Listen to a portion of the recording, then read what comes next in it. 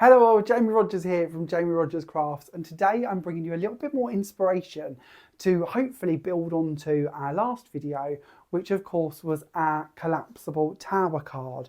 Now if you haven't seen this video already, I'd highly recommend you go back and watch this one first before we move on to today's project, because it's really building on top of everything I sort of show you in this video. Now when we did this video I said to you about creating them in different sizes, and I stick by that. Today I'm going to give you more measurements and a different shape to work with, but this is just a guideline, it's just an idea. I like to sow seeds and then see what you can create with them, and to me as a crafter, that's what it's all about. It's passing on them ideas and seeing where you run with them and what you do with them. And since we've launched this video to create our first tower card, I've seen so many of you take that idea and run with it. And I mean run with it. I've seen different sizes, different styles, certainly different decorative elements added to them. And that is truly a joy to see. So as always, please make sure that you're sharing your creations with me either in my group, which is Create with Jamie Rodgers and Craftmania on Facebook, or wherever you're sharing your creations, make sure you tag them, share them, message me, email me, however you wish to. I just love to see what you're creating. So of course, as I mentioned, watch the tower video first if you haven't already seen that one. I will link it in the description so you don't have to go searching for it. And then once you've seen that one, or if you've already seen that one, let's introduce you to what we're looking at today. So today we are bringing in a new shape and slightly different proportions. We are looking at the hexagonal tower card. Now this one is designed more as a stage to give you more decorative areas towards, in my mind, the back of this card. You might switch that up, you might decorate more from the front, completely your choice. But for me, I've got this lovely brand new Christmas tree die. I'll bring it in slightly closer so you can see it. And I really like the idea that I could create this sort of staging to put them all the way around the back of this shape. Now, of course, you might want somewhere to write on your card. I've nested that into the back of my sentiment, which you can twist and still write on if you wish to, and that will go down flat, so you can do that if you'd like to. But actually, I would recommend you either write on that before you adhere it if you're going to be sending your project. You might choose to have this as a decoration more than as a card, but if you want to write on them, then it might be easy to do that beforehand. Or you can move this pillar that I've got here, and we'll talk more about that when we do the construction, to the reverse and leave that tree out. So actually that's on the background. And then of course I'll be able to write on it on the actual back of the card. So as always, lots and lots and lots and lots of options. Size wise, we have shrunk a little bit. We've gone down in height slightly to the original tower card, and that was because I knew that I wanted to make this the focal for my Christmas trees, and I wanted the trees to be able to reach the base of the platform and the top of the platform so that they're nice and supported. So I've shrunk it down ever so slightly so that will fit. And this is what I mean about you changing your sizes up. You know, you might have different tree dies. You might want to do snowflakes falling from one to the other. You might want to bring in the corner dies and make more of a pattern or a border from those. So there's lots of different ways in which you're going to be able to build from your tops to your bottoms and create them sort of focal points. And of course, just like this one, it's going to be used all different seasons and reasons throughout the year.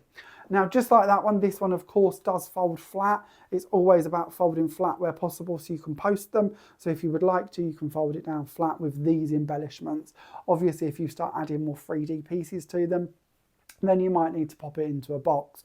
But with this one, you could easily fit this into a A4 envelope or slightly smaller if you like making your own envelopes.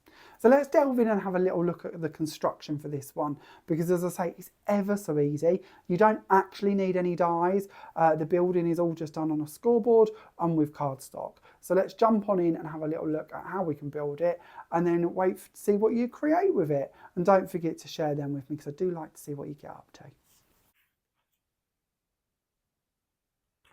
So let's start off by talking about the pillars. Now these are the crucial part of the construction. They're the bit that's going to hold the base and the top together and really actually make the mechanism collapse down. So very important. Now with these ones, I've shrunk them down quite a bit in comparison to the original tower card. When I bring this one in, you can potentially see here that the pillars to this one are a lot larger. These are actually done out of 5-inch card by A4 height as such, and I scored them at every 1 inch and then folded them around to make the pillars. Now for this construction, I wanted them to be slightly more delicate. I felt with this tower card that they actually matched in quite nicely with the dimensions and the bulkiness of the rest of the project. But for our hexagon card, I wanted these to be much smaller and much more sort of dainty. So instead, I've gone for these strips. Now these are 7 inches in height. And again, the height was more depicted by the height of the Christmas trees because I knew that I needed to be able to have enough space to put the tree between the top and the bottom of the 2 pieces that are going to be running round, them top lips and then bottom lips. That tree needs to fit between them to be able to be glued on. So I've shrunk this down to 7 inches and I've gone for a slightly thinner one as well. Instead of going 5 inches wide, I've gone for 2.5 inches wide and I've scored at every ½ inch instead of every inch. So it's literally half the size to the one before. Just like before, I would bring in some glue and I would put some glue going down one edge and then I would wrap over my opposite side to create the pillar. Now, I often mention this, I do much prefer to work with wet glue than red liner tapes and double-sided tapes.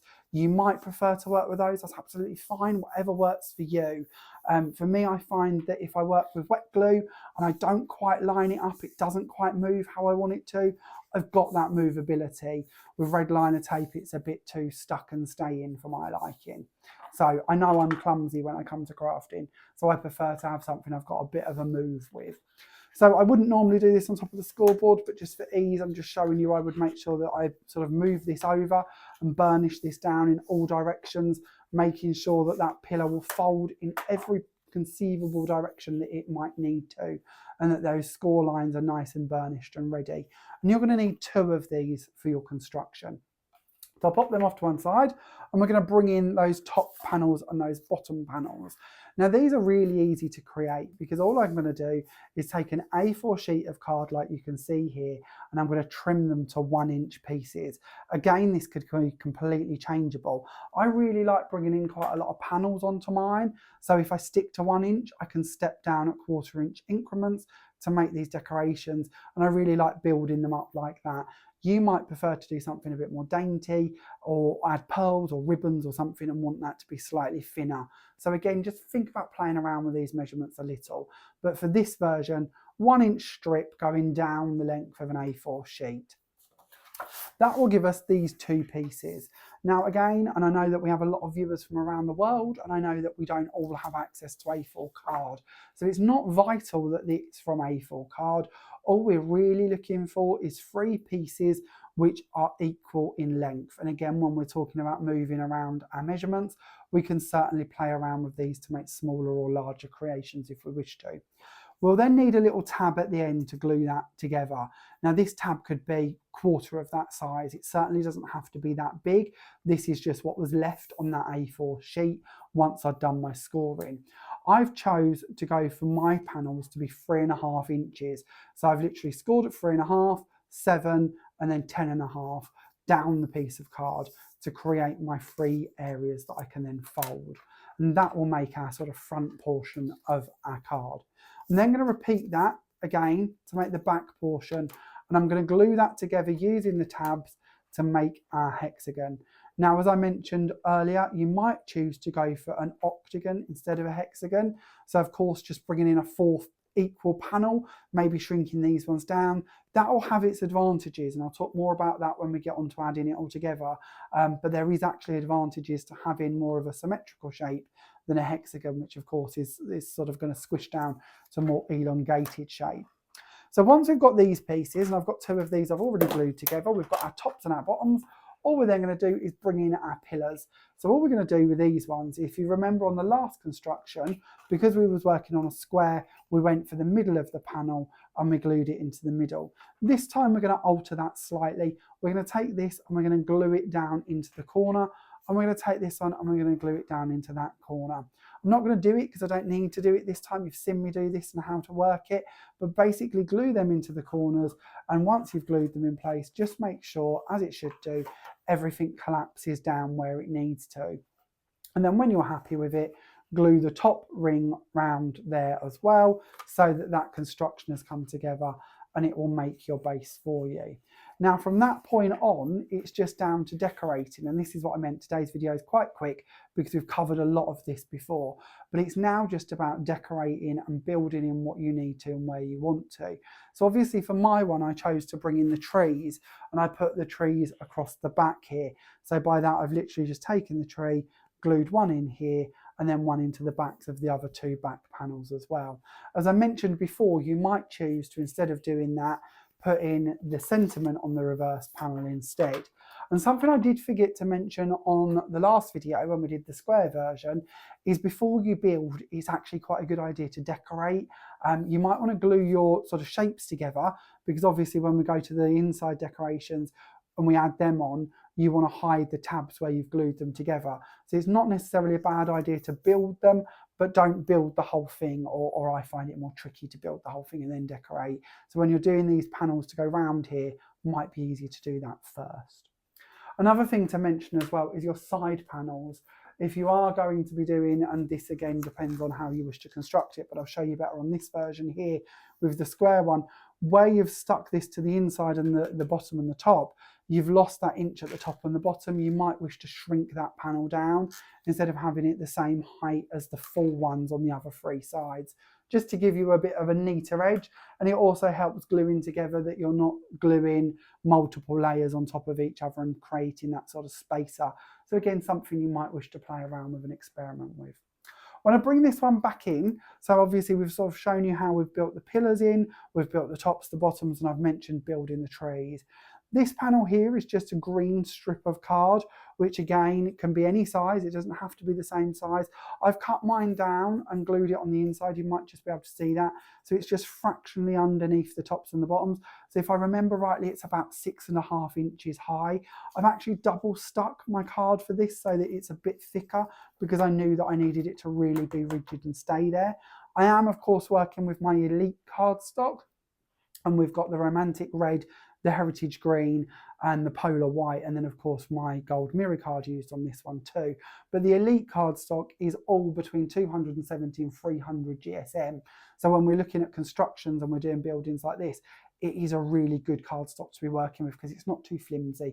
It's going to stand up to that pressure and that sort of build and that ability to collapse down and be rebuilt. So if you've not looked at the Elite cardstock before, you might like to have a little look at that.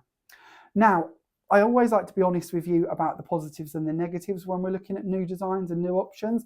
One of the things I found with this version, unlike when we look at the tower cards, and I'm going to bring this one in. Let's get rid of this scoreboard for a second, so I've got a little bit more room to talk to you and share bits with you. I'm going to bring in this one. Now, this is a tower version I've not yet shared with anybody. I'm so addicted to making these cards. You can clearly see that now, can't you? They're popping up everywhere. So I'll talk to you more about what's been used on this one in a moment. But at this second, it's more about the collapsibility. These two pillars don't change their distance apart. They're joined, they're in place, and whether we push down or we build up, them two pillars don't move. They pivot around inside the actual construction because they move and they condense down, but they don't actually change location. They're always in the same place, that same distance apart, and they're joined together by these panels in the middle. That gives your construction an awful lot of strength, because they're not going to move, they're not going to change. When we go into the hexagon version, our pillars do change quite a bit. If we bring this up as a built construction, we can see that they're in a very different position to when we actually push that down as a flat building. So trying to join them isn't as easy, or I haven't found an easier way, because they do move when they collapse and when they build. Unlike this one, which stays together pretty much and is just twisting in direction. So you're also pushing down in different ways. Where with that one, both of the pillars go off to one direction. With this one, they're both going in different directions as they collapse down. So building up and also attaching to changes slightly. So I haven't anchored these two pillars together, and that means that this is more fluid in movement. When we bring in the Sqaure again, if we pull at these two pieces, everything moves with it. When we go to the hexagonal one, when we pull at these two pieces, these bits move separately. So it's just about how you're going to construct it and how you're going to build it. and what limitations you're going to put on it. Now you, again, you might come up with different ways to construct bits to go between them. You might choose to put something joining these two panels, which would then collapse with it. This was just a sort of fly of the moment thought of making the hexagon one. But what I do like about making an octagon one, again, is we're not changing dimensions. We would be able to build that around the construction of this one and possibly keep them two central panels. I haven't tried it, so I can't guarantee it, but that's what my estimation is. So it might just be bearing in mind thinking about how you're going to decorate and what you're going to do with it and how you're going to build it up, just to give you different ideas. Now, size-wise, I know that a lot of you like to think about envelopes and where you're going to go with these and boxes and bits. So to give you a bit of an idea, this is 10.5 inches as constructed once laid flat, of course by the same height, which was our 7 inches for our pillars. So that might again give you variation or ideas on where you want to take them. I knew that I needed a little bit of a gap between my Christmas trees, so that was again something that guided me to building it in this size. But you again might be choosing to go off in different tangents and build to different sizes.